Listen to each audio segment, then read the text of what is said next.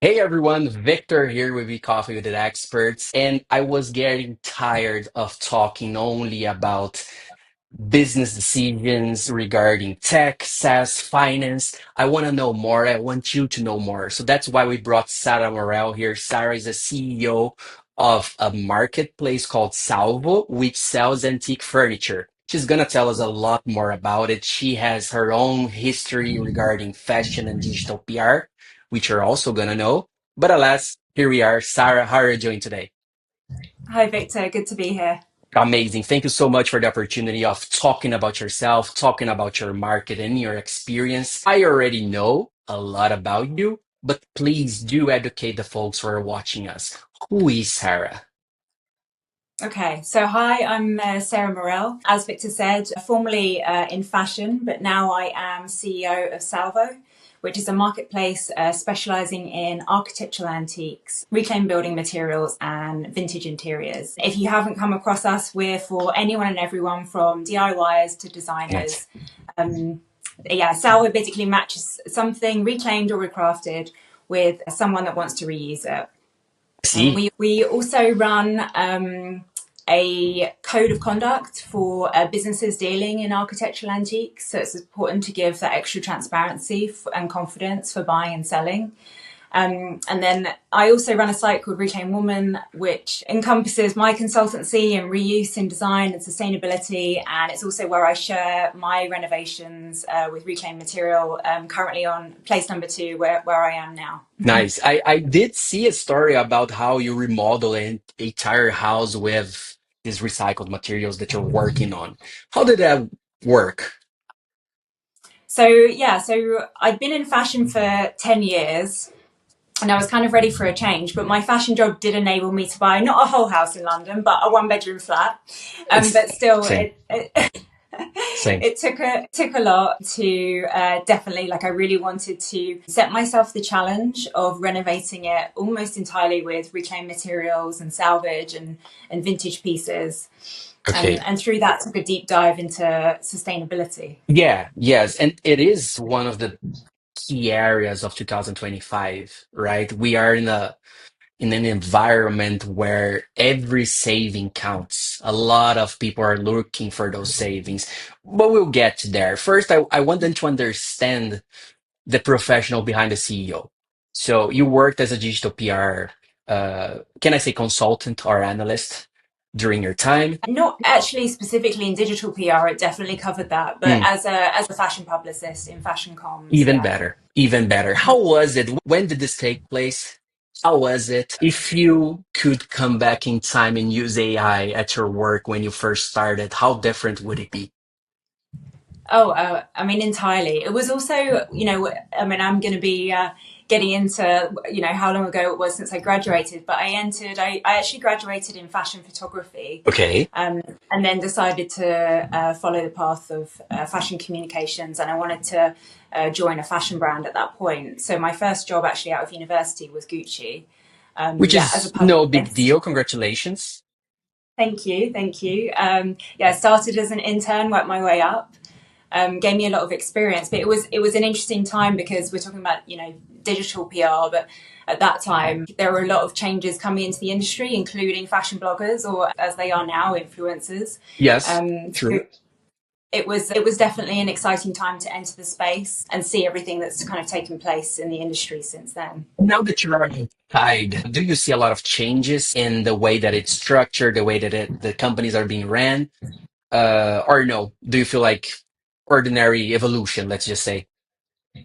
In terms of the influencer But marketing, now, do in you terms mean? of the fashion market itself, because for example, even with influencers, I believe that right now influencer marketing and fashion are kind of this walking together with their hands really tied to each other, right? Definitely, yeah. So you can't bring up a marketing strategy for a fashion company without mentioning influencer marketing. But at the time you were, as you even mentioned, they weren't even called influencers. Right. And right Mm. now we have this huge market. We have tools, we have software only for this, which is now a job. It is an official job. Absolutely, People yeah. make their Yeah. living out of it. So, not asking about the influencers themselves because we know how much it changed. Right now, we have TikTok, we have several social medias. This part, your input is always appreciated. But the fashion business, now that everything is digital, I know it's not your main business, but again, just grabbing the attention out of your head. But it is a different business. E-commercers are super strong right now. The AR, VR to test clothing, to test even furniture. We can talk about this later. Do you see a lot of changes in this market itself? Or no, it was just an evolution and catching up with the tech. I mean, there's definitely a huge amount of changes. I mean, in terms of like public relations, that role, as you say, there's people now specifically dedicated to Yes. influencer marketing, and when I came into it, it was still very much a lot of one-on-one working with journalists, working with stylists and editors, which it still is, but it has transformed, a lot. And part of that is a natural evolution, like Yeah. whatever else it is. It was a big time of change, not only from things like bloggers coming through, but also in terms of sustainability was also just starting to come through in terms of the changes, for example, that Gucci's I parent see. company was making. And so that was also really interesting to see. But I think what it did was set me up for the ongoing. There's always going to be things pushing Yeah. forward, changes. So it's just setting you up in a space, whether that's technology or fashion, that you can adapt to. And how did this time at Gucci, for example, at fashion helped you with Salvo? That's a tough one. I mean, I think being media trained or Good point. understanding how to media train, whether it is your creative director for the brand that you're working with, or, just understanding that landscape generally, I mean, is helpful in any role, to be honest. I do interviews now for Salvo, so I speak to the press. So it's always helpful to have that understanding and even just have that PR mentality of, Yeah. okay, or what interests this editor, what angle might work for them. So it definitely sets you up for many roles for sure. No, I can imagine. Again, especially the PR part of things, because especially when you are a CEO, you're going to be talking a lot to the public, right? If you Yeah, are a yeah. customer-centric company, which you are, so I do understand this. But one thing that I'm pretty sure people that are viewing, that are watching this, are also asking themselves is how did you go from fashion at Gucci and PR to CEO of Salvo? This story right here, what happened? Okay, so that we'll blame all of that on the renovation of my home. So fast forward about 10 years working in fashion, from roles at Gucci to then Kurt Geiger, and I was just ready for a change. I see. I was looking to make more sustainable decisions, and through the renovation of my home, that gave me like a complete introduction into that world. And first, steps into a salvage yard, and I just completely fell in love, and Well, I knew that that was the path that I wanted to follow. it's actually a very nice beginning. Because, for example, if people were to ask me, "Oh, why are you doing this?" Is I don't know. I don't know how. I don't know how Yeah. I was. Sometimes it's very hard, especially Yeah, off the top of your head. You're like, well, why am I? But yeah, of I mean, for me, that was just, obviously a lot of years then, course. rolling on, but that was just what sparked the change. And sometimes I say, sorry, so we touched on, my side project, Reclaim Woman.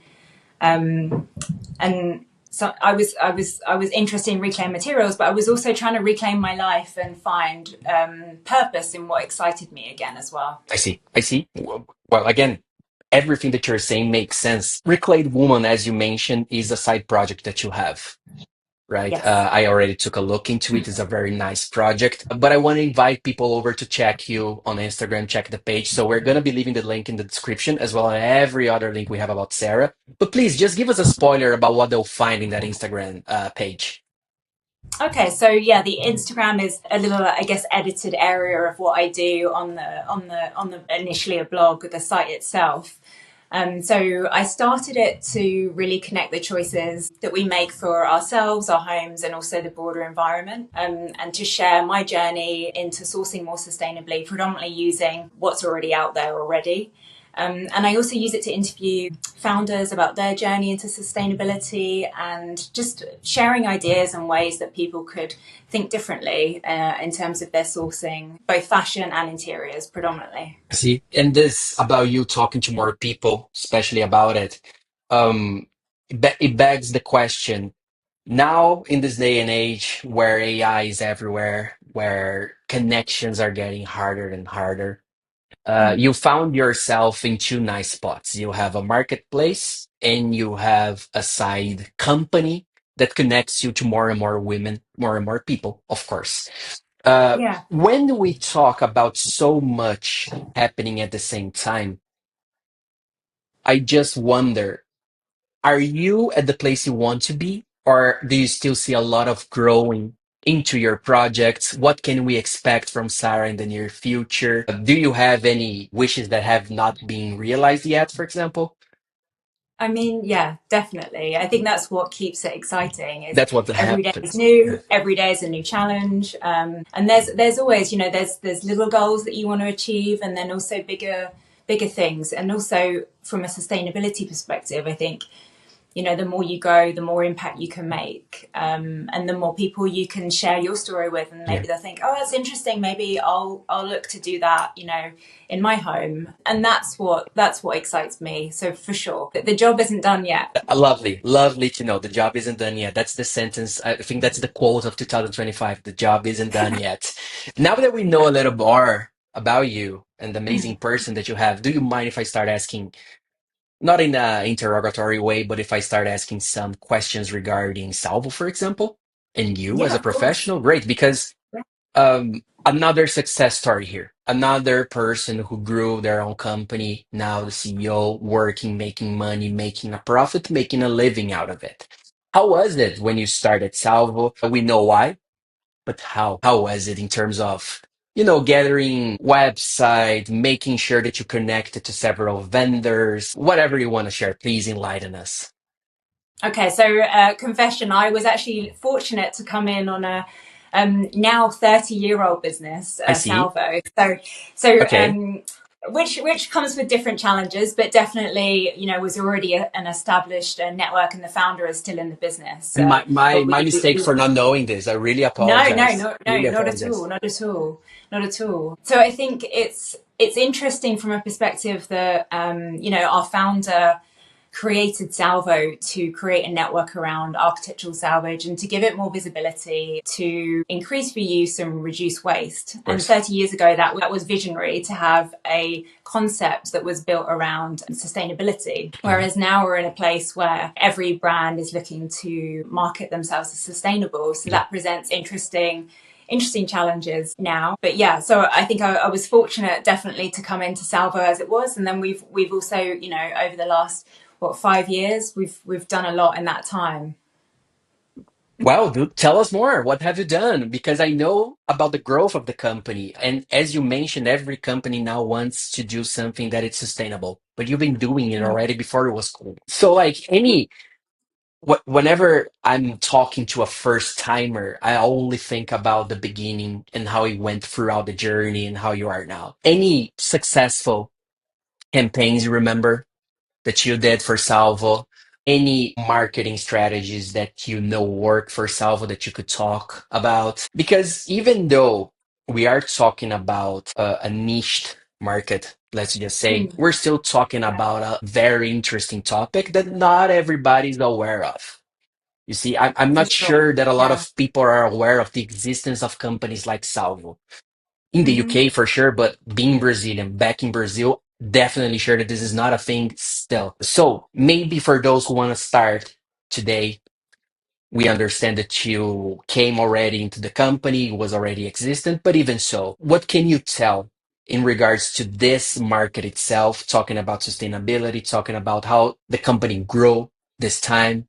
We have a lot of online and digital stores, right? We have a lot of immediatism. People want to buy things to receive them yesterday Yeah. at the door of their house. So how is it working for you? Everything that I just said. Well, let me just address that first, because I think that's one of the biggest challenges today. We touched on my Instagram, but particularly the way that people are digesting digital content. Definitely, from a sustainable perspective, it can be really challenging, because taking things in on a face value and also expecting that immediacy is kind Mm. of counter to definitely what we do. So Yeah. in one sense, you can't compete with that.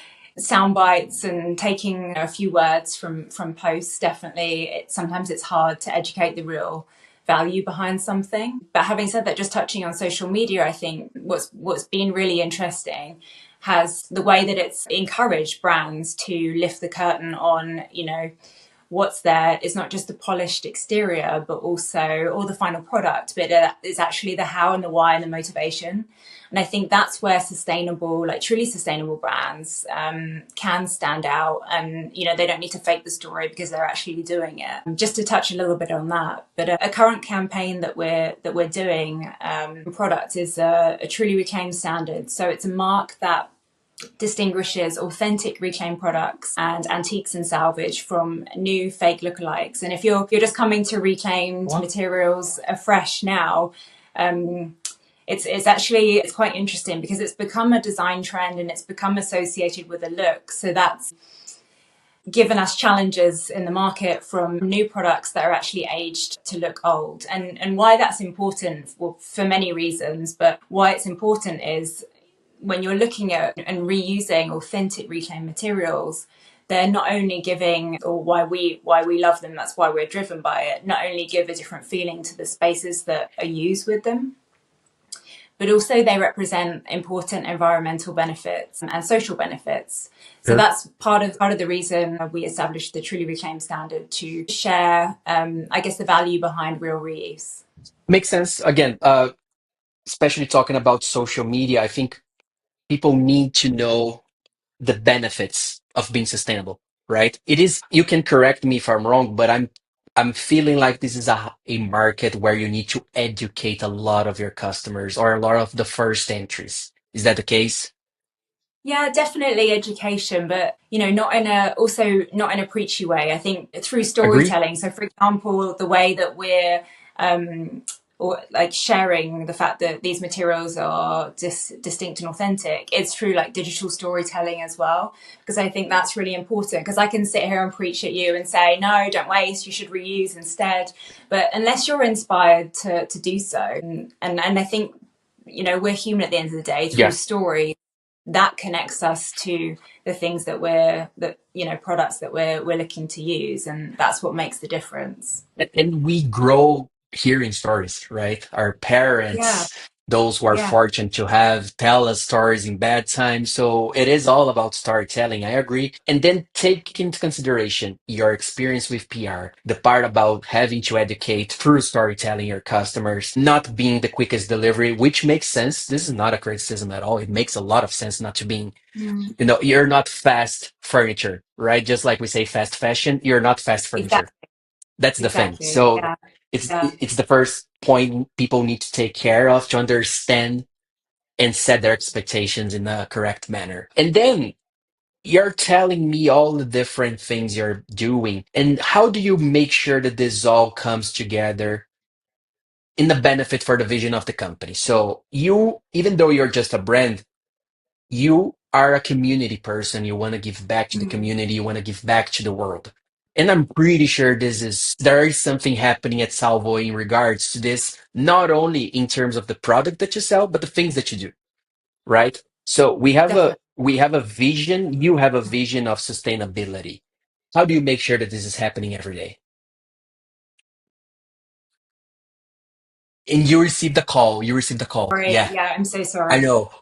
Don't Um, worry. Do you want to take it? I can just no, not at all. But I can just go straight into the answer if you're happy for me to carry on. Yeah, because the timing was perfect. Yeah. You received the call after I finished the Okay. question. Okay. So yeah, go to the Okay. answer, please. Okay. Perfect. Sorry, just give me 1 second. Don't worry. I was asking about how to make sustainability a thing every day.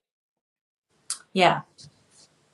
So for me, I think, the business vision, since I decided to connect the dots with what was important to me personally and professionally, I think the business vision is really driven by genuine curiosity in living what you're promoting. So for me, that's designing with and reusing ring chain materials and sharing the difference that they can make to projects. Makes a lot of sense. It makes. Anything comes to your mind, especially about, how can I say it? You're giving us already too much. So I'm left with no questions, which is always great for the host. You're already giving me too much. I don't have many more questions to ask. But one that I do is, you worked in the luxury brand, Yeah, luxury market. Gucci can be considered a luxury, I believe. And right now definitely. you are, it is, right? Definitely. Yeah, Yeah, definitely. definitely. I'll be defensive on Definitely that. so. Yeah. Yes, yes. And now you're in this emerging sustainable market, working with different talent, different people with different mindset. Do you see any trends that may shape this future of fashion, of interior designing with sustainability in mind? Or is it gonna be just a budget that the companies have to spend to say to the world that they are saving and planting trees? I mean, I think definitely. I mean, whether you're looking specifically at sustainability strategies or across the spectrum, I think from luxury to emerging brands. You know, I don't even want to call it a trend because it's anti-trends, but Good point. I think Yeah, what's coming through is authenticity. So for brands to really carve out and understand, differentiate themselves, their purpose, their place in the market, and going all in on that. I see. I see. Well, anything else you'd like to add about your career? Because I do have one last question that I always save Sure. for the end of the conversation. Oh, so okay, let's just go. Um, for the folks who are not aware, Sarah is from London. You lived a while in the US, is that it? No, I didn't. I met my husband in the US. So my husband is Met your husband in the Californian. US. Yeah, Amazing, amazing. So you have an American point of view inside your house, and you have an European point of view inside your house as well. And yeah. we know that sometimes these are not the same views, right? Especially nowadays. But then I ask, knowing the things that your husband learned, knowing the things that you learned, seeing how the market is, how life is right now, any tips for those younger than us, watching you as an inspiration, watching you as a role model that maybe can push them into the correct path? It's going to sound cheesy, but follow your heart. I Oh, think that's it. the time that I undertook my renovation and took the path into sustainability. Very shortly after that, I met my husband, and that was like when you know, when you're feeling good, following a certain path, whether it's professionally or whatever else is that you're doing. Chances are you're in the right place.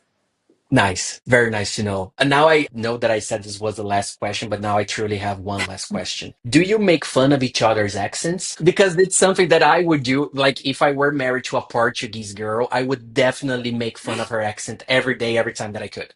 It's so funny you say that because I'm convinced that that's what will keep us laughing into our old age. We always come up with new words or like you say that for Imagine. that. Must be so nice. Must be so nice. I 100% understand. You have And to I'm make each happy to other see laugh that at you're least happy. once a day, right? Yeah. So even if that's just saying something in your accent. It is. I 100% agree with you. It is definitely that. Well, Sarah, again, I wish we had more time to go over all the little bit details about your life, but this was the first stop, and you can definitely come back again. What I always tell my guests is this is your show, as I told you. People watching you are watching this because of you, not because of me. So I'm pretty sure that they are leaving the video now satisfied learning about your market and about who you are. But everybody else, remember Sarah's details in the description below.